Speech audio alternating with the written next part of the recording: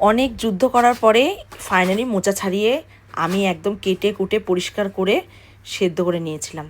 নেওয়ার পরে এই যে পেঁয়াজ, আদা আর হচ্ছে কাঁচা লঙ্কা, টমেটো ছিল, এগুলো সব পেস্ট করে ফেলেছিলাম। তারপরে তো এই যে আলু ভাজলাম। আমি কিন্তু শর্টকাটে বলছি, হ্যাঁ, অত বড় ভিডিও দেবো না, কেউ দেখো না তোমরা এর জন্য।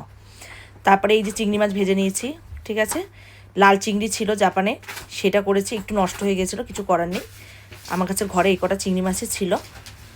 তারপরে এই যে কড়াইতে সব ফোড়ন দিয়ে দিয়েছি একে একে। তোমরা হয়তো বুঝে গেছো কী কী ফোড়ন দিয়েছি, আর না বুঝে রাখলে আমি আবার বলে দিচ্ছি। জিরে, গোটা গরম মশলা, ঠিক আছে। আর এই মশলার মধ্যে ছিল ওইগুলো পেস্ট করা।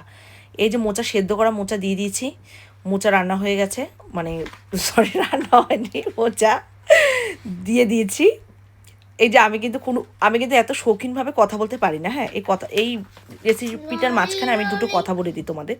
তোমরা হয়তো ভাবো যে আমি কি কথা বলি এরকম। আমি গুছিয়ে কথা বলতে গেলে আমার হাসি পায়। তো আমার কাছে কেউ আশা রাখবে না যে আমি গুছিয়ে কথা বলবো, ঠিক আছে।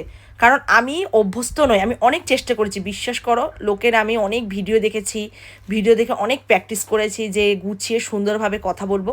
কিন্তু পরে যখন আমি নিজের ভিডিও নিজে দেখি আমি খুব হাসি, হ্যাঁ, যে এরকমভাবে আমি কথা বলছি। লোকে তো ভাববে, যারা আমাকে চেনে পার্সোনালি তারা জানে আমি কীভাবে কথা বলি। আমি একদম হাহা হিহি করে কথা বলি। তো তোমরা একটু বুঝে নিও, ঠিক আছে।